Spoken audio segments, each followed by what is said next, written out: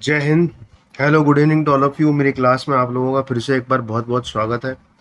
तो मैं मेरा एक वीडियो लेके फिर से आपके सामने हाजिर हूँ, और जिन भी लोगों ने मेरे चैनल को लाइक शेयर सब्सक्राइब नहीं किया है वो कर लें, नहीं तो उसके बिना मेरे वीडियोस मिलेंगे नहीं। और बेल आइकन ज़रूर बजाएं, नहीं तो उसके बिना नोटिफिकेशन आप लोगों को मिलेगा नहीं। और ये बहुत ही इन्फॉर्मेटिव वीडियोज़ होते हैं।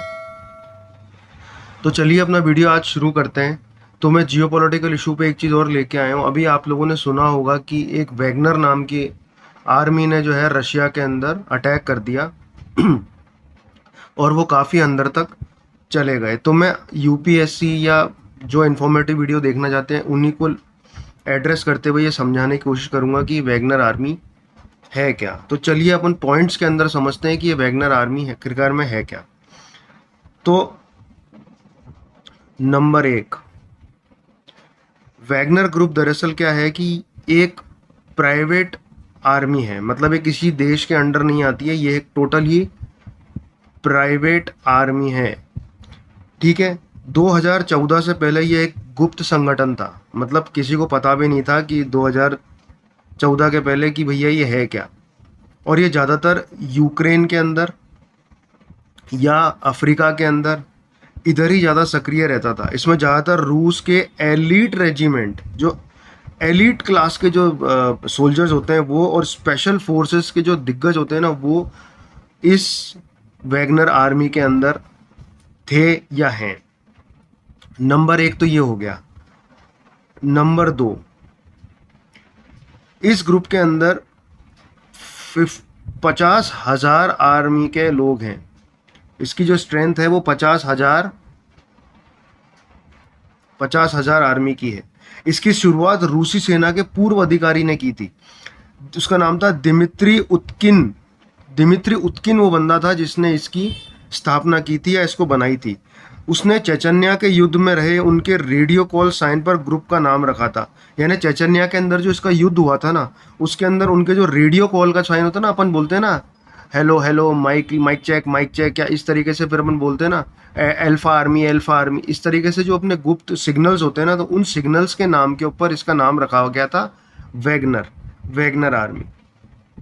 ठीक है, दो चीज़ क्लियर हो गई है आप लोगों को कि ये एक प्राइवेट आर्मी है, इसमें 50,000 लोग हैं, और दिमित्री उत्किन ने इसको बनाया था। और चेचन्या के अंदर जो सीक्रेट कॉल्स के जो साइन वगैरह होते हैं उसको लेकर के इसका नाम रखा गया था। अब नंबर तीन, अब वैगनर ग्रुप का जो सबसे पहला और मोटा अभियान था ना, वो था क्रीमिया पे कब्जा करना। अब आप ये देखो, ये हिस्सा आप लोगों को दिख रहा है, ये है क्रीमिया।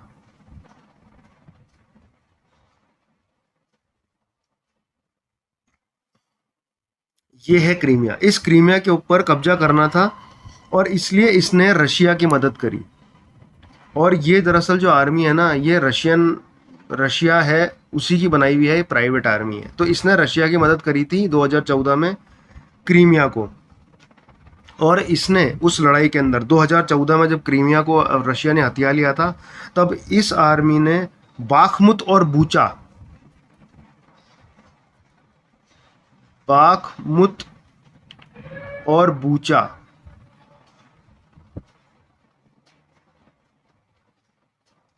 ये दो सिटीज को है ना कब्जा करके रशिया को दिया था। इसने इसने अहम भूमिका भी निभाई थी। इसका सबसे मोटा जो था ना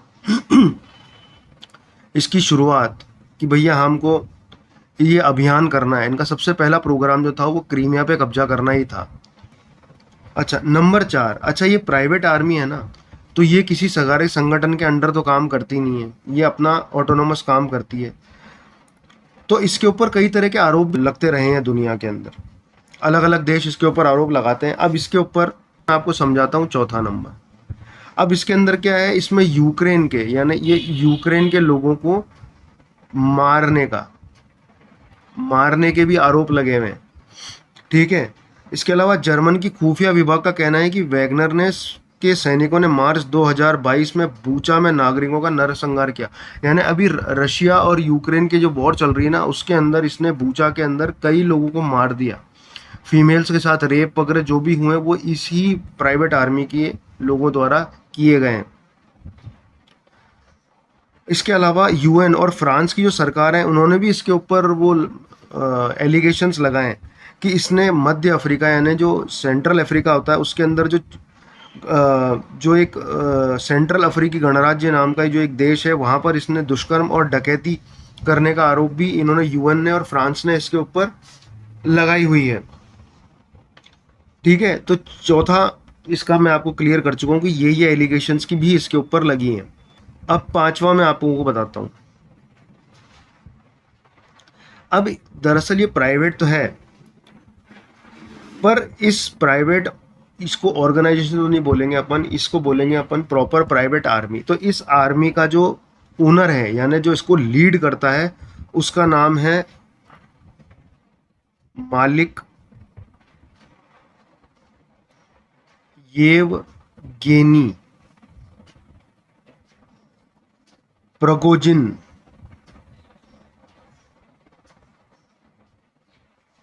प्रिगोजिन।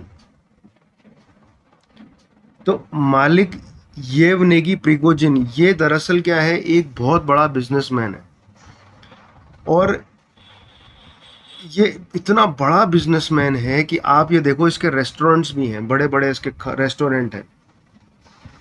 कहाँ पर है इसके रेस्टोरेंट? इसके रेस्टोरेंट है सेंट पीटर्सबर्ग में। अच्छा, इस नक्शे में आपको सेंट पीटर्सबर्ग नज़र नहीं आएगा, दरअसल सेंट पीटर्सबर्ग यहाँ पे कहीं पे है। तो यहाँ पे इसके बहुत बड़े बड़े रेस्टोरेंट्स हैं। अच्छा, इसके अंदर जो रशिया के प्रेसिडेंट है अभी पुतिन साहब, वो भी यहाँ खाना खाने के लिए जाते हैं। तो इसको दरअसल क्या है कि पुतिन का शेफ नाम से भी बुलाया जाता है। तो ये अक्सर यूपीएससी के अंदर आता है कि वैगनर आर्मी का जो ओनर है जिसका नाम है प्रिगोजिन, उसको और किस नाम से बुलाया जाता है? तो उसको बुलाया जाता है पुतिन का शेफ,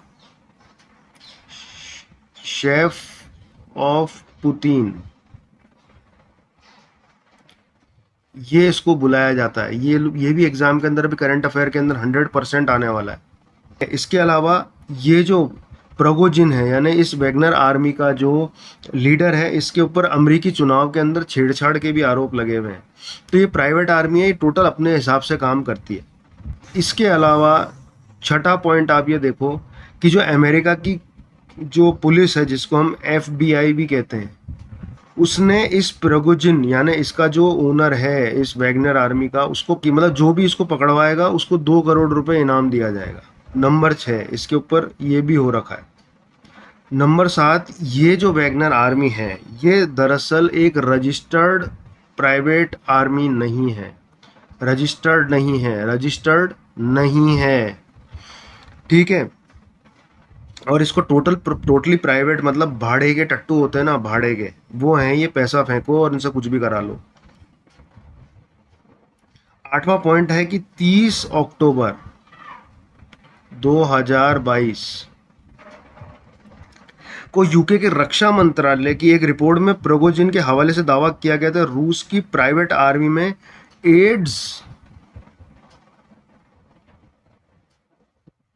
और हेपेटाइटिस सी के जो मरीज हैं उनको भर्ती किया गया है। यानी ये इतने अजीब लोग हैं कि एड्स के मतलब जिन लोगों को ये लगता है ना कि हम तो मरने वाले ही हैं, क्यों ना इसमें काम करके पैसा कमा के फैमिली वालों को दे दें, तो उनकी भर्ती इन लोगों ने, एड्स है या हेपेटाइटिस सी के जो मरीज हैं उनकी भर्ती इसने करी थी।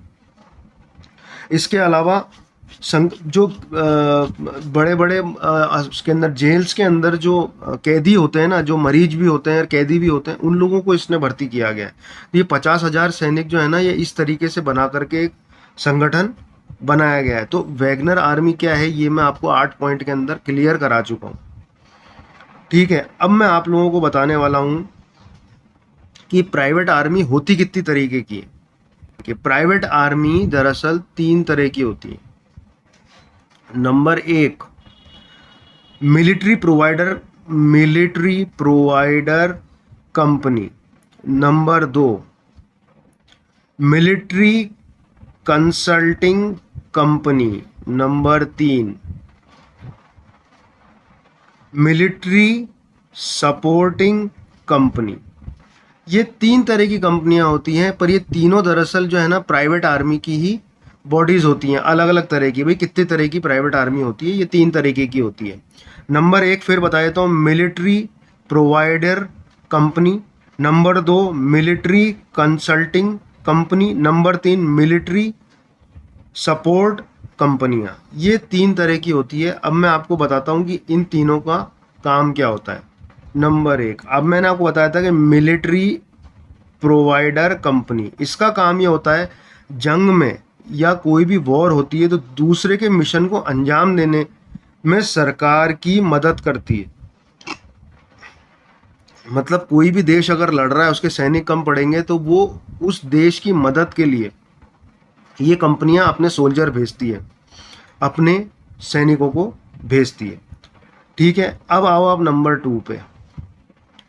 ये है मिलिट्री कंसल्टिंग कंपनियां। इनका काम क्या होता है, ये किसी देश की सेना को ट्रेनिंग और सुझाव देती हैं। क्या देती हैं ये?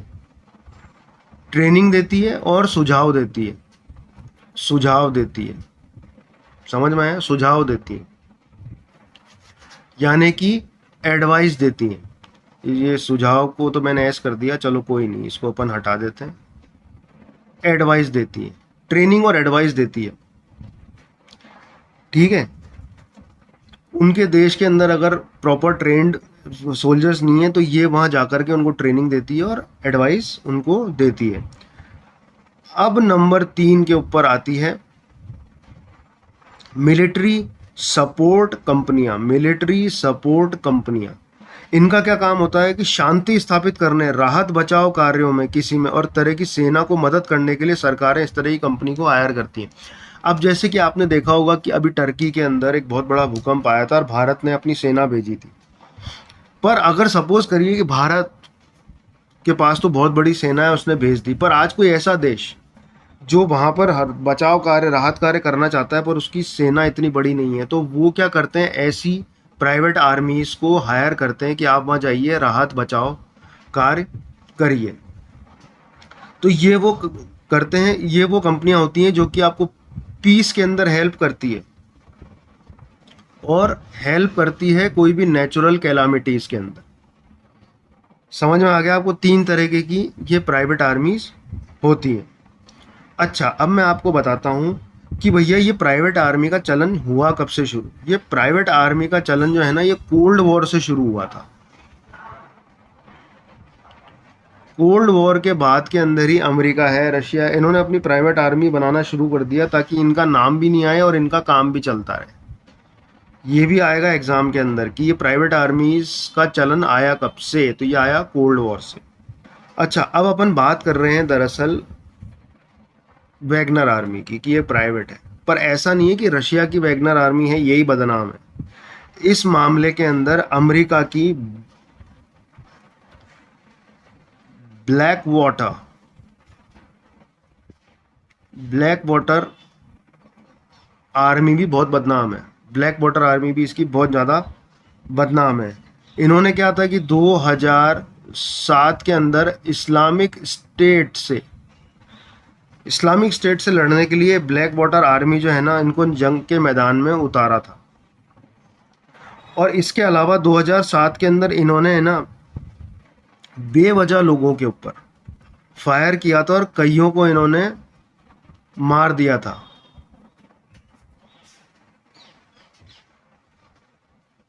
कई इनोसेंट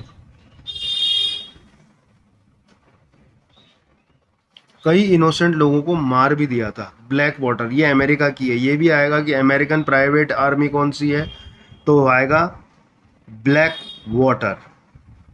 ठीक है, तो बदनाम ऐसा नहीं है दरअसल।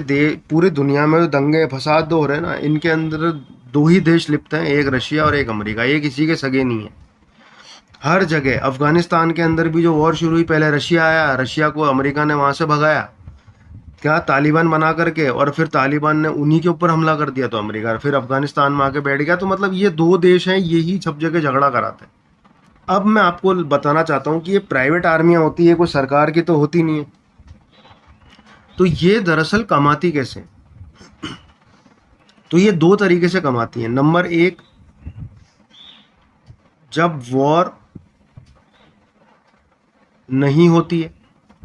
नंबर 2, जब वॉर होती है और नहीं होती है। अच्छा, अब मैं आप लोगों को बताता हूँ कि जब वॉर नहीं होती है तब ये कैसे कमाती है। देखिए, जब वॉर नहीं होती है ना, तो ये प्राइवेट कंपनियां क्या करती हैं, दुनिया भर की जो बड़ी बड़ी कंपनीज होती हैं, जैसे एप्पल है या सैमसंग है, ऐसी आप बड़ी कंपनियां बहुत सारी है, टेस्ला फैसला, ये वो इतनी, वो जो भी कंपनियां आप सोच सकते हो वो सोच लो, उनको ये सिक्योरिटी देती हैं,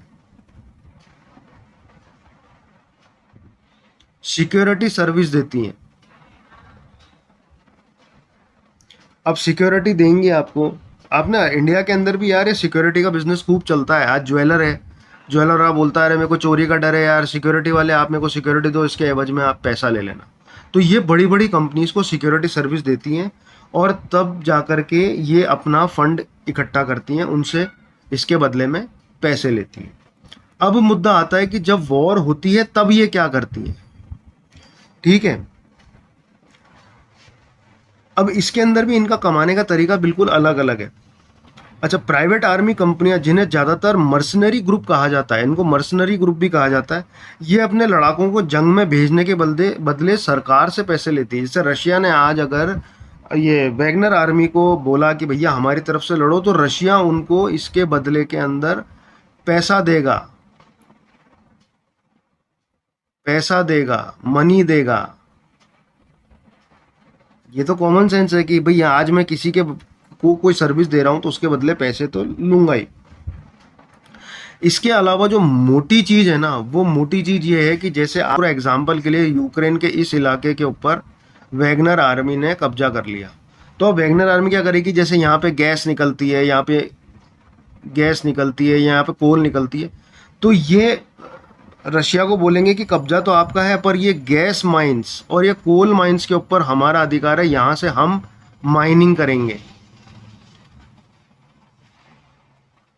हम यहाँ माइनिंग करेंगे, और यहाँ से जो भी चीज़ निकलेगी उसको हम बेच के फंड रेस करेंगे, ठीक है ना।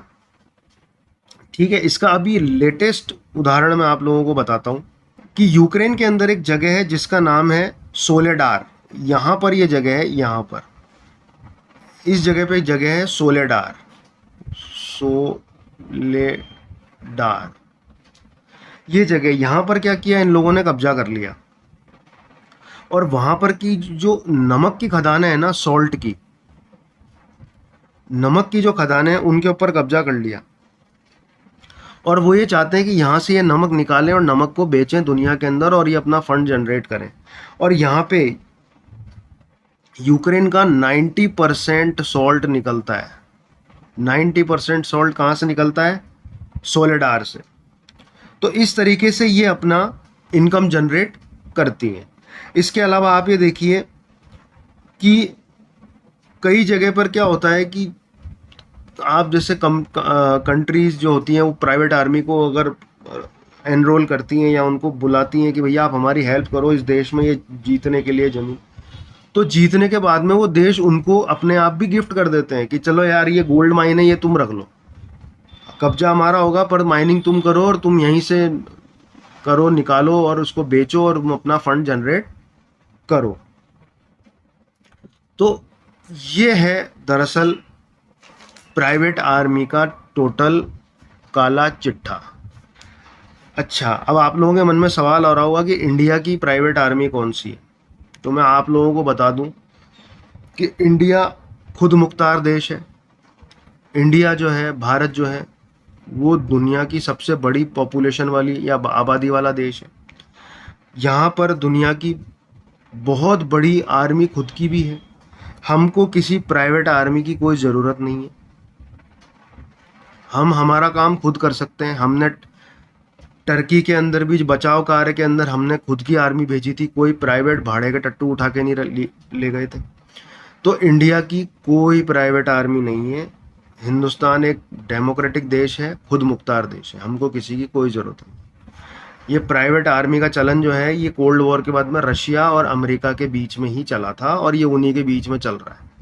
और इसीलिए आप ये देखिए कि जब ये सोलेडार के ऊपर जब वैगनर आर्मी ने कब्जा किया, तो रशिया ने कहा कि भाई हमने सोलेडार पे कब्जा कर लिया है, तो इसका जो मालिक था वो पुतिन के बहुत क्लोज था, उसको बावर्ची भी कहा जाता है पुतिन का। उसने कहा कि भैया आज जब हमने कब्जा करके आपको दिया है तो हमारा नाम तो लाओ, उसी चक्कर के अंदर अनबन हुई और ये विद्रोह के अंदर बात बदली। तो ये वीडियो मैं जो आपके सामने लेके आया हूँ ना, ये वीडियो मैं लेके आया हूँ आपको ये समझाने के लिए कि प्राइवेट आर्मी होती क्या है। तो आज के वीडियो के अंदर मेरे इतना ही। मेरे चैनल को लाइक शेयर सब्सक्राइब ज़रूर करें, बेल आइकन की घंटी ज़रूर बजाएं, नहीं तो उसके बिना आपको मेरे नए नोटिफिकेशन नहीं मिलेंगे। तो मैं अगला वीडियो लेके जल्द आऊँगा। जब तक के लिए जय हिंद, भारत माता की जय।